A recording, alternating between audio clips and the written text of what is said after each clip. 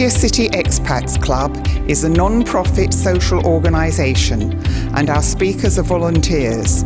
The club as such assumes no responsibility or liability for the professional reputation of or the quality of services provided by the speaker today. G'day and Swadee Kar. Well, Ren Alexander here for the Pattaya City Expat Club on one of the greatest days we've ever had at the club. We had 3 doctors, incredibly qualified doctors, talking about the coronavirus, 2 of them from Mahidol University, and with me now is Dr Hisham Imad.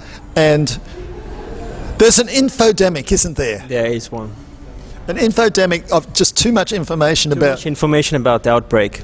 Yeah, then this is why you guys were like invaluable, because you're just giving, you know, what we know now. All right, that's great. Good to know. Yeah. So obviously people have all sorts of questions, but one of the things that you guys emphasised is firstly get the most up-to-date information you can, which is from where?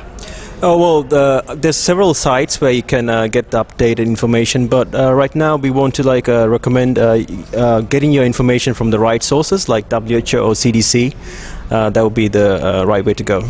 And if you look at the talk, which you have to look at the talk, you'll see that there's PowerPoints and they've got the website links and stuff on them and stuff. So the other thing is it was very sensible about how to prevent it, because people are like, you know, they're like overreacting in a sense, aren't they? Yeah, there's a bit of a panic around them.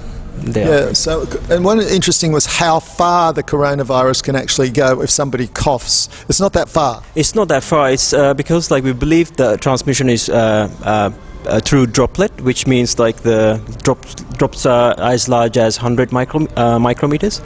So if I'm like, you know, this far apart. Yeah. No, not that far, but you have to be 3 meters far away. 6 meters? 6 feet. So 2 meters, you think? All right. So, and the other thing is not to be frightened of animals, you know, domestic animals transferring. Correct. There's no domestic animals transferring coronavirus. And of course, you know, you've got to be selective about where you go. So unless it's an emergency, you don't want to be going to China. Well, right now, you don't want to travel outside unless it's very important and necessary.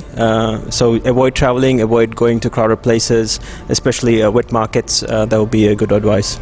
And what about cruise ships? Because they've been in the news. Yeah, cruise ships are known for outbreaks for norovirus and other diarrheal illnesses. But now this outbreak, we've seen 2 of the cruise ships being affected. And well, if you're on a cruise ship, you get detained now. So yeah, because cruise ships are they're germ fest. I went on one, and if there's a germ, it just seems to go everywhere on a cruise ship. Yeah, that's true. That's what we see in norovirus, the diarrhea causing viral illness. So. And one of the things that scares people is that, you know, some of the people who are trying to help, like the doctors and nurses, are picking up the virus. And I thought it was very good that there was a clarification of why that happens. Yeah, so what happens is, what we think happens is the healthcare workers are not well trained with the personal protective equipment. So so you have to wear it properly and then take it off properly. So because you can get it, you know, because the problem is you get in the suit's contaminated, and then how you take off the suit becomes extremely vital. That's correct.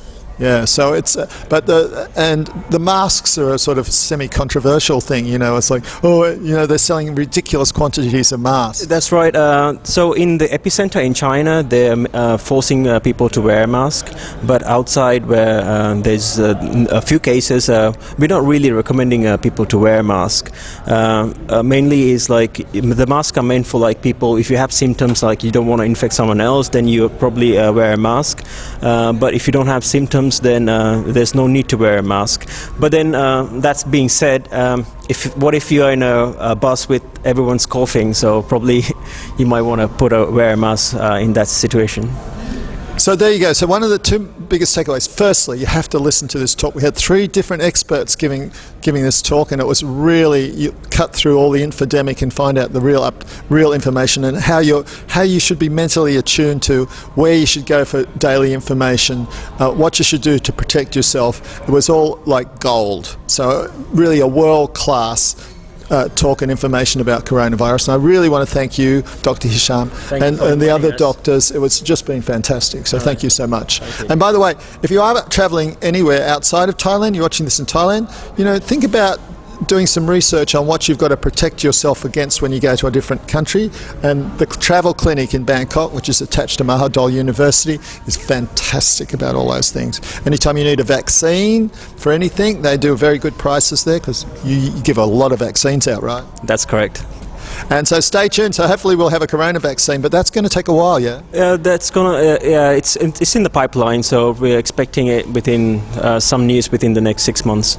Some news within 6 months, but probably 18 months before the vaccine is ready. Yeah, that depends on the situation. Like if there's a whole lot of people getting infected, maybe they'll roll out the vaccines straight ahead. All right, so there you go. But look at the talk and keep yourself up to date, and don't believe what you read on social media, okay? Bye for now. Bye-bye.